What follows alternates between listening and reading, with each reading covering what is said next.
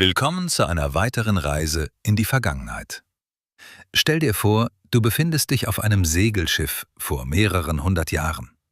Der Wind pfeift, die Wellen schlagen gegen den hölzernen Rumpf und das Schiff schwankt unter deinen Füßen. Und irgendwann musst du auf die Toilette.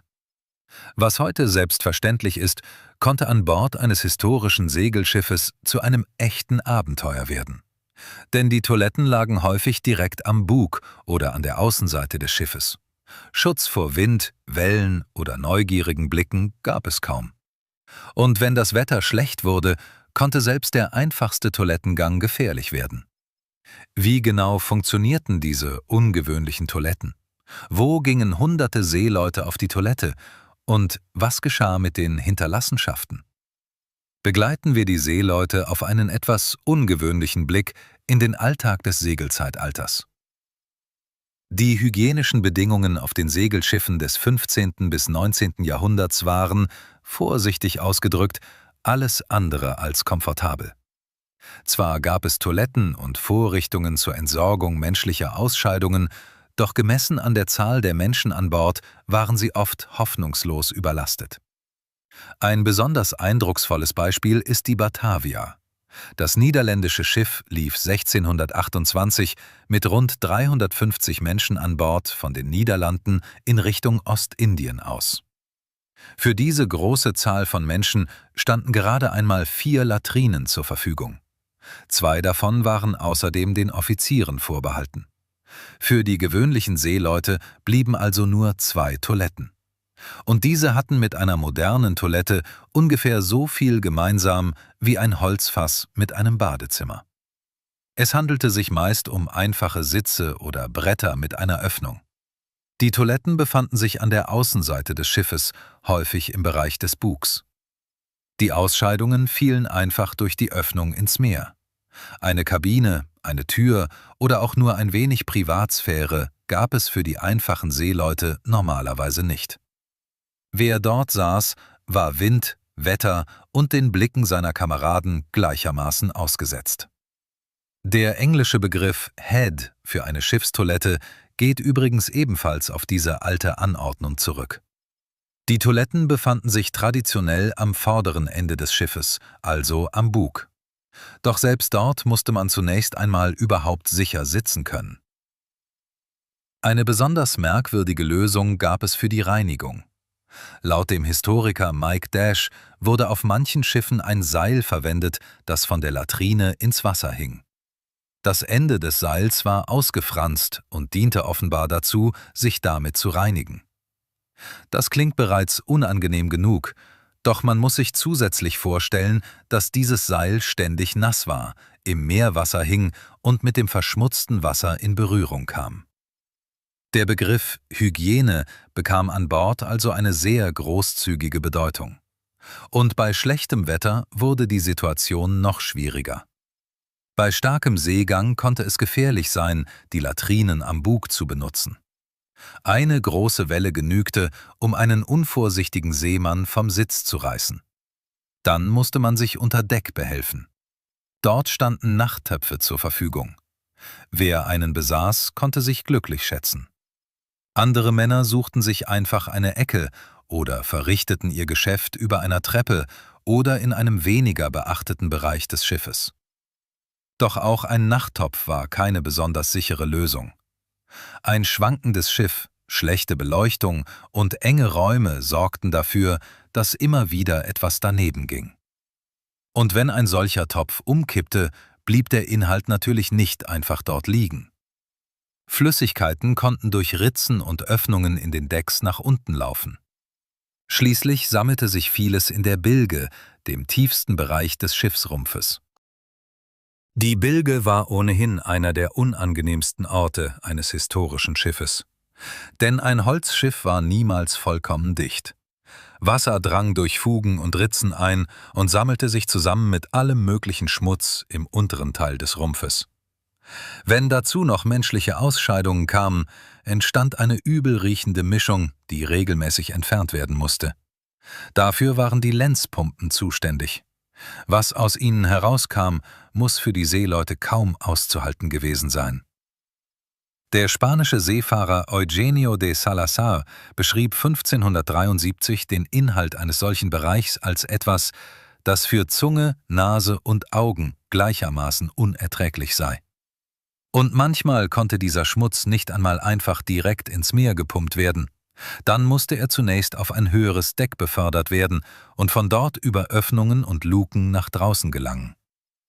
Sobald das Wetter besser wurde, begann die große Reinigung. Decks wurden geschrubbt, verschmutzte Bereiche gesäubert und gegen den Gestank kamen Essig oder aromatische Kräuter zum Einsatz. Doch diese Maßnahmen konnten das eigentliche Problem nur kurzfristig lösen. Denn auf einem Schiff lebten viele Menschen auf engstem Raum. Die Luft war schlecht, die Kleidung konnte kaum richtig gewaschen werden und sauberes Wasser war begrenzt. Dazu kamen Essensreste, Abfälle und menschliche Ausscheidungen. Kein Wunder also, dass Krankheiten an Bord eine ständige Gefahr waren. Doch natürlich versuchten Seeleute und Schiffbauer, die Situation zu verbessern. Nicht alle Menschen an Bord hatten dabei die gleichen Möglichkeiten. Offiziere und wohlhabende Passagiere genossen deutlich mehr Komfort. Ihre Toiletten befanden sich häufig im hinteren Bereich des Schiffes, in der Nähe ihrer Unterkünfte. Schon im Mittelalter gab es sogenannte Garderoben. Dabei handelte es sich um kleine kastenartige Anbauten am Heck oder an den Seiten des Schiffes. Auch dort bestand der eigentliche Toilettensitz häufig nur aus einem Brett mit einer Öffnung. Doch der entscheidende Unterschied war, man war zumindest weitgehend für sich. Im 17. Jahrhundert wurden auf größeren Schiffen zunehmend überdachte Bereiche geschaffen. Die Toiletten der Offiziere konnten dadurch in geschützte Räume verlegt werden. Manche dieser Räume dienten gleichzeitig als Waschraum, Gepäckraum und Abort. Für einen ranghohen Passagier bedeutete das einen Luxus, von dem ein gewöhnlicher Matrose nur träumen konnte: Privatsphäre. Für die einfache Mannschaft sah die Realität ganz anders aus. Die Latrinen am Bug waren äußerst schlicht. Bis ins 16. Jahrhundert hockte man sich teilweise über Öffnungen oder hölzerne Gitter in der Bodenbeplankung oder setzte sich auf einfache Querbalken. Später entstanden festere Sitze an der Bordwand. Ein bekanntes Beispiel dafür findet sich auf der schwedischen Galeone Vasa. Im 17. Jahrhundert wurden daraus freistehende Sitze, teilweise mit einer kleinen Holzverschalung. Diese sollte vor allem dafür sorgen, dass die Hinterlassenschaften nicht völlig unkontrolliert am Schiff entlang liefen. Im 18. und 19. Jahrhundert entstanden schließlich Toilettenanlagen mit mehreren Sitzöffnungen nebeneinander. Das erhöhte zwar die Kapazität, machte den Toilettengang aber nicht unbedingt angenehmer.